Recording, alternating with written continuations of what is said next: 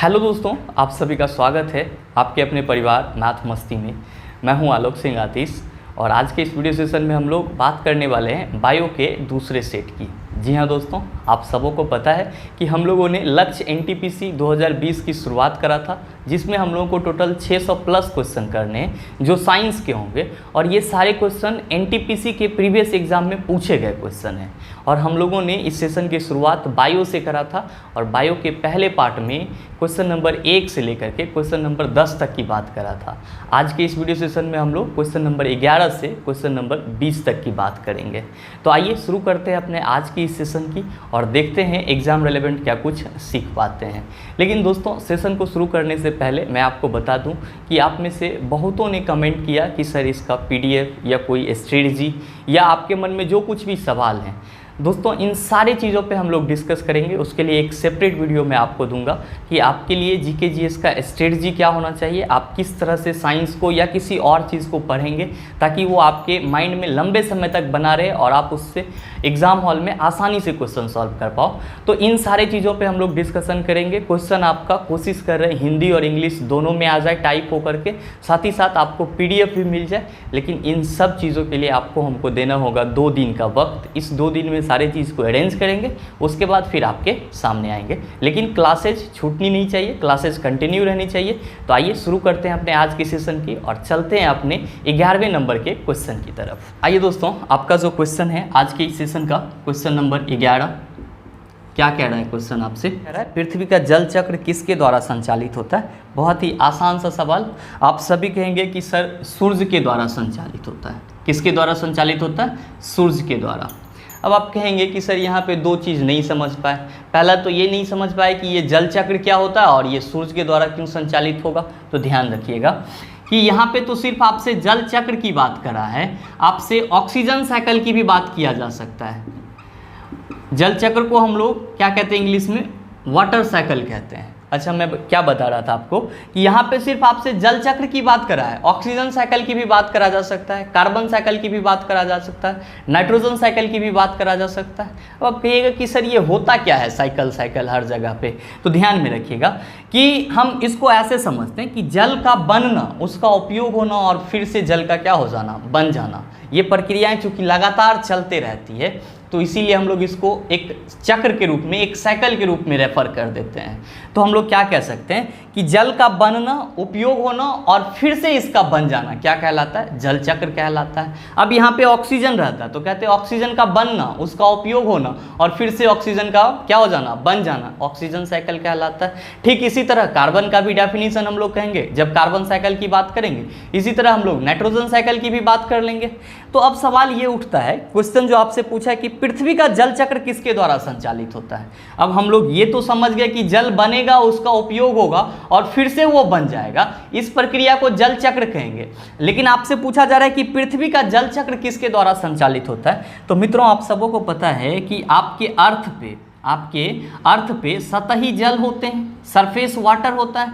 भाई ये सतही जल जो होते हैं ये क्या होता है कि सूर्य से क्या उष्मा पा करके, सूर्य से क्या सर, उष्मा पा करके क्या होते हैं, वेपोराइज हो जाते हैं, वाष्पित हो जाते हैं। वाष्पित होके कहाँ चले जाते हैं? तो सर ऊपर क्लाउड में चले जाते हैं, या आप कहते हो कि सर क्लाउड का फॉर्मेशन होता है।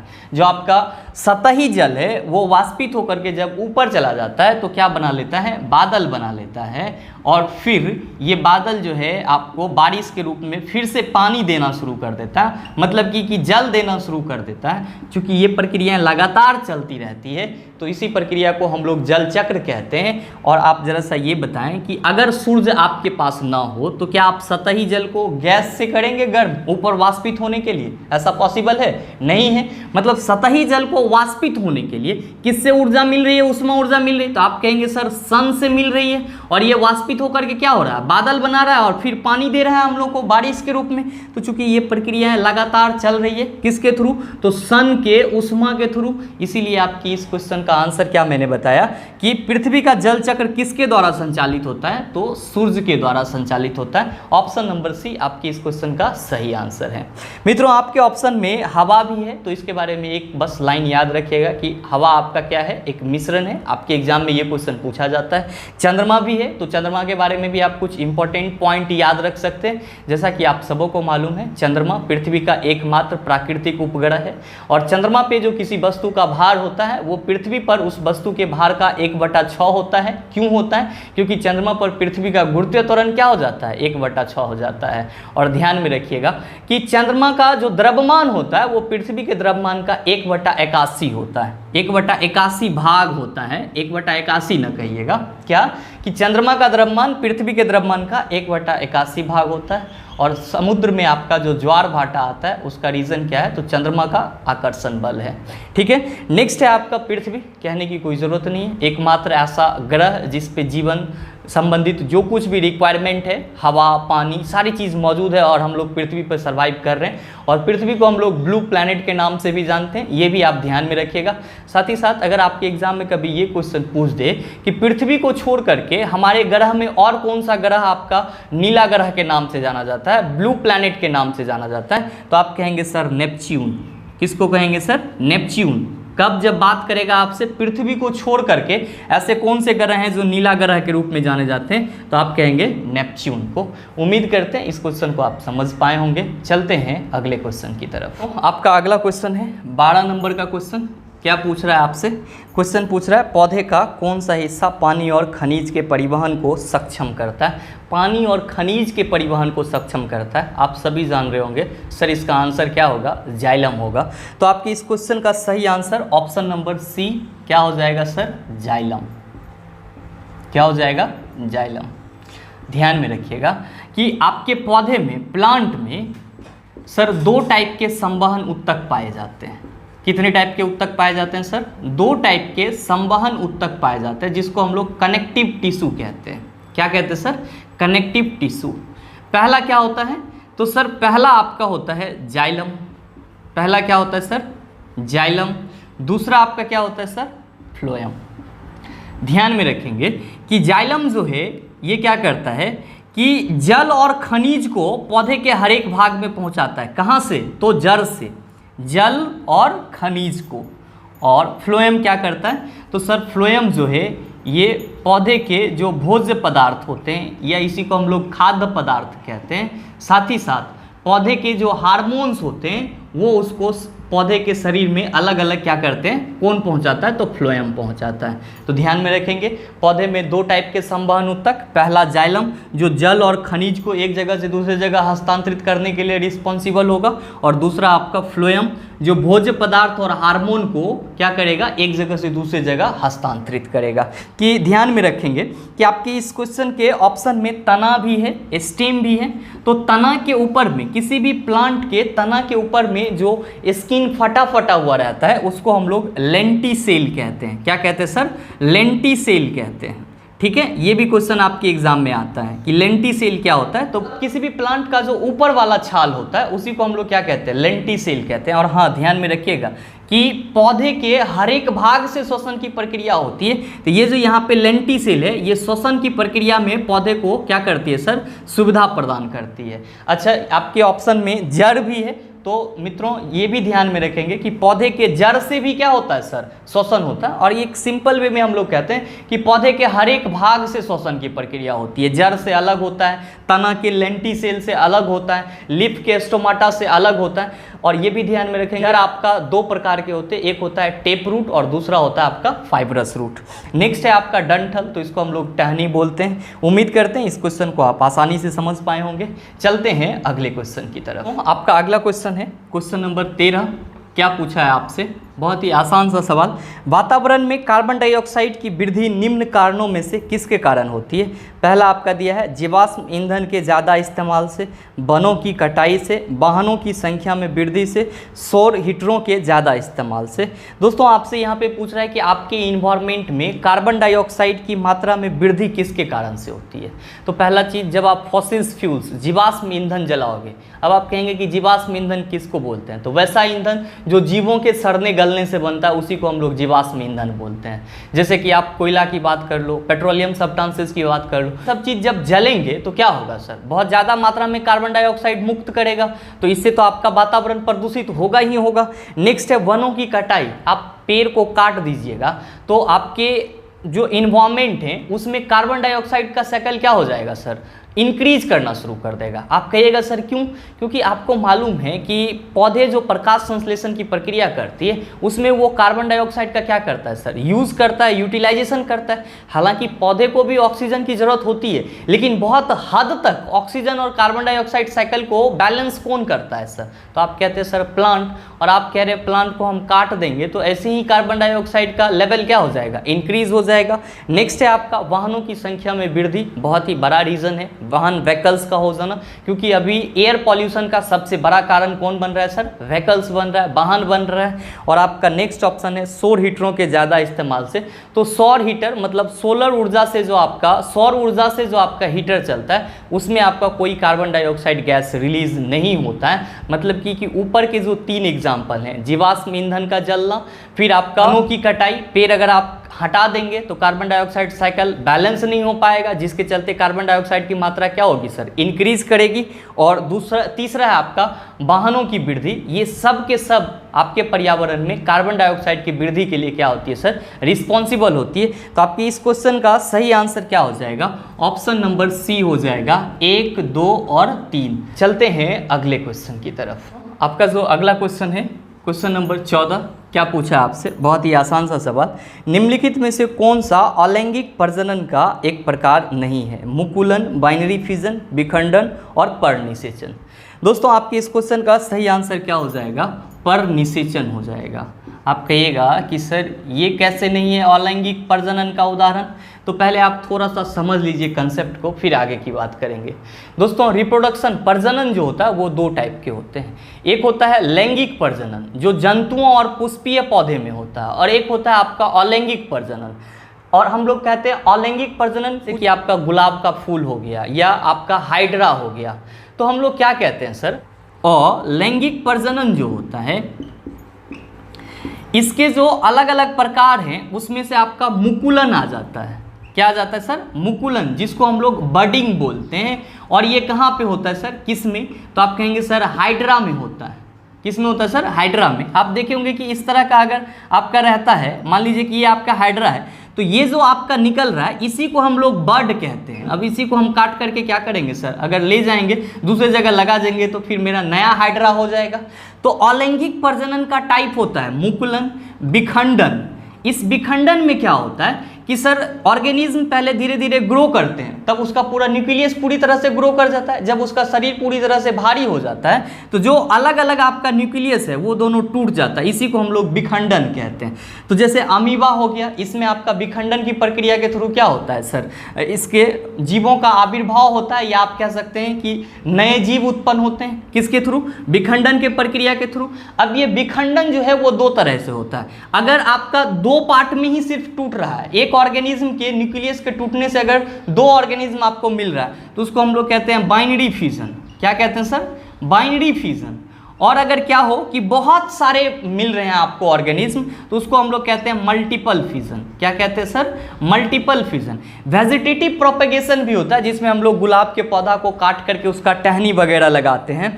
तो इस टाइप की जो प्रजनन की प्रक्रिया होती है इसको हम लोग अलैंगिक प्रजनन कहते हैं या असेक्सुअल रिप्रोडक्शन कहते हैं। इसमें कोई मेल और फीमेल गैमेट्स की जरूरत नहीं होती है, लेकिन जब हम लोग सेक्सुअल रिप्रोडक्शन की बात करते हैं तो उसमें मेल और फीमेल गैमेट्स की जरूरत होती है। और सेक्सुअल रिप्रोडक्शन जनरली एनिमल में होता है, जंतुओं में होता है, या फिर आपके पुष्पीय पौधों में होता है।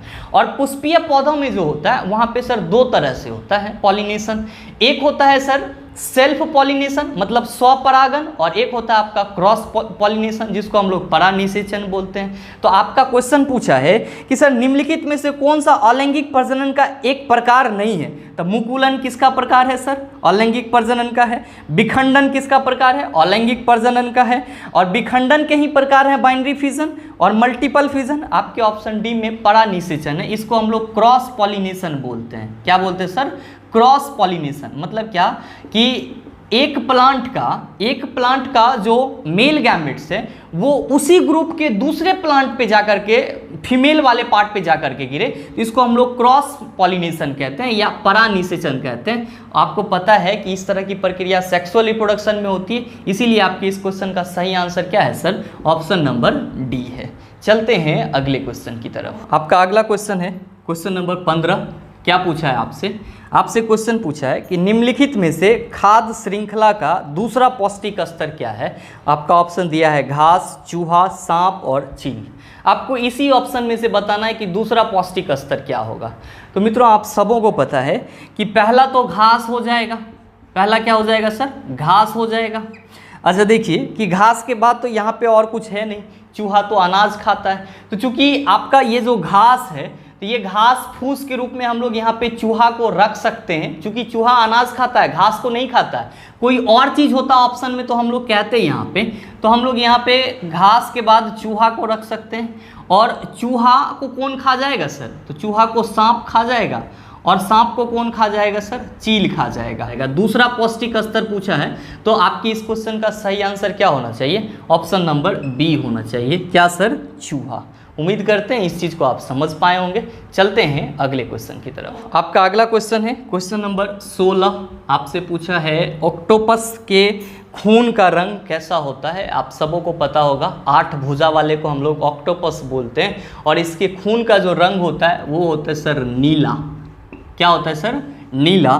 तो आपकी इस क्वेश्चन का सही आंसर हो जाएगा ऑप्शन नंबर बी। क्या हो जाएगा? Option number B. अब आप कहेंगे नीला क्यों होता है? क्योंकि इसके ब्लड में हीमोसाइनिन पाया जाता है। क्या पाया जाता है सर? हीमोसाइनिन पाया जाता है। और ध्यान में रखेंगे कि ये जो हीमोसाइनिन होता है, तो सर ये कॉपर बेस्ड प्रोटीन होता है। ये क्या होता है सर? कॉपर बेस्ड प्रोटीन होता है। इसी के चलते जो ऑक्टोपस है उसके ब्लड का कलर कैसा होता है? नीला होता है।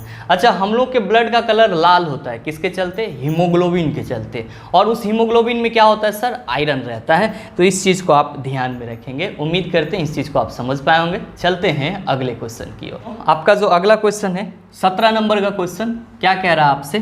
क्वेश्चन कह रहा है कि एक मानव जीव में औसतन कितनी स्वाद कलिकाएँ मौजूद होती है? तो इसको तो भाई याद करने वाला है। ऑप्शन नंबर ए सर कितना? 2000 से 8000 तक। कितना होगा सर? 2000 से 8000 तक क्या होती है सर? तो स्वाद कलिकाएँ मौजूद होती है। अच्छा, यहाँ पे आपसे जीव के बारे में बात करा है, तो एक्चुअली में मानव जीव है क्या? तो हम लोग सर कहते हैं क्या मानव जीव के बारे में कि सर मानव जीव जो है ये एक मोटी मांसल जैसी संरचना है। क्या है सर? मोटी मांसल जैसी संरचना है। और जनरली इसका काम क्या होता है? तो सर ये स्वाद को डिटेक्ट करता है। थोड़ा टेढ़ा बन गया ना, इसको थोड़ा सीधा कर लेते हैं, ठीक है। ये क्या करता है सर? तो ये स्वाद को डिटेक्ट करता है, स्वाद को पहचानता है। इसके लिए इस पे क्या होते हैं सर? स्वाद कलियाँ होते हैं। क्या होते हैं सर? स्वाद कलियाँ होते हैं। और इस पे हम लोग कितना स्वाद कलियाँ कह सकते हैं? तो कह सकते हैं 2000 से 8000 तक। अब आपके मन में सवाल आएगा कि जरा सा ये बताइए कि जीव के अलग अलग भाग में कहाँ कहाँ पे कैसा स्वाद मिलेगा? तो मित्रों, जीव का जो सबसे पीछे वाला पार्ट होता है इसमें आपको कैसा मिलेगा? इसमें आपको कड़वा स्वाद मिलेगा। कैसा स्वाद मिलेगा सर? कड़वा स्वाद मिलेगा। इसके बाद जो आपका यहाँ वाला पार्ट है और यहाँ वाला पार्ट, फिर आपका एक पार्ट यहाँ पे होता है और एक पार्ट यहाँ पे, और ये ऐसे वाला, ठीक है सर। तो ये वाला जो है, जो बगल वाला है सटा हुआ, ये आपको कैसा देता है स्वाद सर? तो ये आपको खट्टा स्वाद देता है। कैसा स्वाद देता है? खट्टा स्वाद देता है। और ये जो आप देख रहे हैं यहाँ पे, ये आपको कैसा स्वाद देगा सर? तो ये आपको देगा नमकीन। कैसा सर? नमकीन। और जीभ का जो सबसे आगे वाला पार्ट है, जीभ का जो सबसे क्या है सर? आगे वाला पार्ट, ये कैसा आपको डिटेक्ट करवाएगा? तो सर मीठा डिटेक्ट करवाएगा। तो इस चीज़ को आप ध्यान रखिएगा कि जीभ आपके मुख गुहा में पाए जाने वाली एक मोटी मांसल संरचना है, जिसका मेन काम क्या होता है? स्वाद को पहचानना। तो जीभ के पीछे वाले भाग से हमको कड़वाहट महसूस होता है, इसके साइड से हम लोगों को खट्टा महसूस होता है, और उसके बाद जो खट्टा का बाद जो पेपिले होती है, जो कलिकाएँ होती हैं, वो आपको नमकीन डिटेक्ट करवाती है। और जो आपका सबसे फ्रंट वाला पार्ट होता है वो किसके लिए जिम्मेदार होता है सर?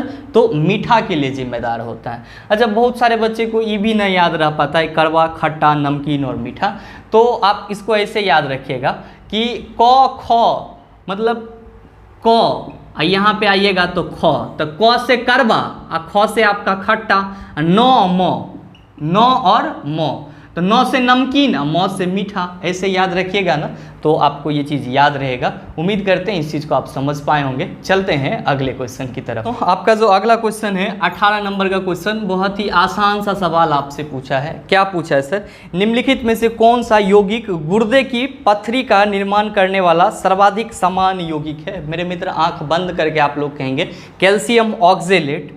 तो आपकी इस क्वेश्चन का सही आंसर क्या हो जाएगा सर? ऑप्शन नंबर ए हो जाएगा। अच्छा देखिए, आपके ऑप्शन में मैग्नीशियम ऑक्साइड की बात करा है, यहाँ पे MgO हो जाएगा इसका फॉर्मूला। लेकिन अगर यहाँ पे मैग्नीशियम ऑक्साइड ना होकर के मैग्नीशियम हाइड्रोक्साइड होता, MgOH2 होता, तब इसको क्या कहते हैं सर? तो MgOH2 मिल्क ऑफ मैग्नीशिया के नाम से जाना जाता है। किसके नाम से जाना जाएगा सर? मिल्क ऑफ मैग्नीशिया के नाम से जाना जाएगा। और ये है क्या सर? तो ये आपका एंटासिड के रूप में उपयोग किया जाता है। ऐसे तो हम लोग सोडियम बाइकार्बोनेट का भी उपयोग किस में करते हैं सर? एंटासिड के रूप में करते हैं। लेकिन सबसे ज़्यादा प्रचलित आपका मिल्क ऑफ मैग्नीशिया है, मैग्नीशियम हाइड्रोक्साइड। तो इस चीज़ को भी आप ध्यान में रखेंगे। और ऐसे आपके इस क्वेश्चन का सही answer option number A calcium oxalate हो जाएगा, जो आपके गुर्दे में पथरी का निर्माण करने में क्या होता है? सहायक होता है। उम्मीद करते हैं इस चीज़ को आप समझ पाए होंगे। चलते हैं अगले क्वेश्चन की तरफ। आपका जो अगला क्वेश्चन है 19 नंबर का क्वेश्चन, बहुत ही आसान सा सवाल, आप सभी जान रहे होंगे कि शरीर के किस भाग में पित्त रस बाइल जूस का उत्पादन होता है? तो आपकी इस क्वेश्चन का सही आंसर क्या हो जाएगा? यकृत हो जाएगा। क्या हो जाएगा सर? यकृत हो जाएगा। ध्यान में रखिएगा यकृत के बारे में कि ये आपके शरीर की सबसे बड़ी ग्रंथि है। कौन सर? यकृत। ये सबसे बड़ी ग्रंथि है और इसका जो वजन होता है सर वो 1.5 से 2 kg। कितना सर? 1.5 से 2 kg। और ध्यान में रखिएगा कि यकृत जो है आपका, ये बाइल जूस को सेक्रेट करता है। बाइल जूस को क्या करता है सर? स्रावित करता है। यकृत में बाइल जूस का उत्पादन होता है, लेकिन ये स्टोर कहाँ पे होता है? संचय कहाँ पे होता है? तो ध्यान में रखिएगा सर, कहाँ पे? पित्ताशय। कहाँ पे? पित्ताशय। और इसको हम लोग क्या बोलते हैं? गोल ब्लैडर बोलते हैं। क्या बोलते हैं सर? Gall bladder. अच्छा, आप में से बहुत सारे के मन में ये सवाल उठेगा कि सर हमारे बॉडी में कितना bile juice per day secrete होता होगा? तो ध्यान में रखेंगे 700 मिलीलीटर से 1000 मिलीलीटर आपका बाइल जूस पर डे क्या होता है? सेक्रेट होता है। इस चीज़ को ध्यान में रखेंगे। अब देखिए, इस पे आपको एक और क्वेश्चन बन पाता है। यहाँ पे पित्ताशय लिख दिए हम, पित्ताशय होगा। इस चीज़ को थोड़ा सा सुधार लीजिएगा। अब इस पे 2 क्वेश्चन बन सकता है। पहला तो आपसे ये क्वेश्चन पूछा कि शरीर के किस भाग में पित्तरस बाइल जूस का उत्पादन होता है? तो आपने कह दिया सर यकृत। इसके बारे में याद रखेंगे, ये सबसे बड़ी ग्रंथि है, वजन 1.5 से 2 kg। अब यहाँ पे इसी क्वेश्चन को थोड़ा सा ऐसे पूछ देता है कि शरीर के किस भाग में पित्तरस का संचयन होता है? तब आप क्या कहते हैं? पित्ताशय में पित्तरस का क्या होता है? संचयन होता है। इस चीज़ को भी आप ध्यान में रखेंगे। अगर क्वेश्चन पूछ दे कि शरीर से प्रतिदिन कितनी मात्रा में पित्तरस का स्रावन होता है, तो आप कहेंगे 700 से 1000 मिलीलीटर तक। ठीक है, आपके ऑप्शन में हृदय है। आप सबों को मालूम है कि इसका काम क्या है? ब्लड को पंप करते रहा है, ताकि ब्लड जो है बॉडी के और सब पार्ट में आसानी से पहुंच पाए। फेफड़े का काम क्या है? तो श्वसन की क्रिया में ऑक्सीजन, कार्बन डाइऑक्साइड, इन सबों का आदान प्रदान करना, या आप सिंपल कह सकते हो हवा का आदान प्रदान करता है श्वसन के लिए। और गुर्दा तो प्यूरिफिकेशन का काम करता है। उम्मीद करते हैं इस चीज़ को आप समझ पाए होंगे। चलते हैं अगले क्वेश्चन की तरफ। आपका जो अगला क्वेश्चन है, क्वेश्चन नंबर 20, क्या पूछा है आपसे? आपसे क्वेश्चन पूछा है निम्नलिखित में से कौन सा विकल्प कृत्रिम पैर है? आपका ऑप्शन दिया है athletes foot, Jaipur foot, crow foot और टेंडर फुट। तो आपके इस क्वेश्चन का सही आंसर क्या होगा? जयपुर फुट। आप सबों को पता है कि कृत्रिम पैर के रूप में हम लोग किसका उपयोग करते हैं? तो जयपुर फुट का उपयोग करते हैं। और इस जयपुर फुट को बनाने वाले डॉक्टर का नाम क्या है? आपको मालूम होना चाहिए। ये कृत्रिम पैर बनाने वाली आप कह सकते हैं कि क्लिनिक है। और इसको पूरी तरह से डेवलप करने वाले जो डॉक्टर थे वो डॉक्टर PK सेट्ठी थे। Doctor PK सेट्ठी। और ध्यान में रखेंगे कि सर आपका जो कृत्रिम फुट है, ये कृत्रिम फुट कब लगता है? तो जब व्यक्ति का पैर किसी कारणवश दुर्घटनाग्रस्त हो जाता है, तब हम लोग कृत्रिम फुट का उपयोग करते हैं। और ये कृत्रिम फुट जो होता है ये सर रबर का बना होता है। और लगभग में हर जगह पे ये प्रचलित है आपका जयपुर फुट। और इसको पूरी तरह से डेवलप करने वाले डॉक्टर कौन थे? तो डॉक्टर पीके सेठी। दोस्तों उम्मीद करते हैं यहाँ तक की सारी चीज़ों को आप अच्छे से समझ पाए होंगे। अब इससे संबंधित जो कुछ भी क्वेश्चन आपको कहीं भी देखने को मिलेंगे आप उसका आसानी से जवाब दे पाएंगे। अगर आपको वीडियो अच्छा लगा तो वीडियो को लाइक कीजिएगा, शेयर कीजिएगा और चैनल पे नए हैं तो सब्सक्राइब करके बेल आइकन दबा लीजिएगा ताकि इस तरह के एग्जाम रेलेवेंट वीडियो सबसे पहले आपके पास पहुँचे और आप उसका भरपूर फ़ायदा उठा पाएँ। मिलते हैं फिर अगले वीडियो सेशन में, तब तक के लिए best of luck. Thank you, have a nice day.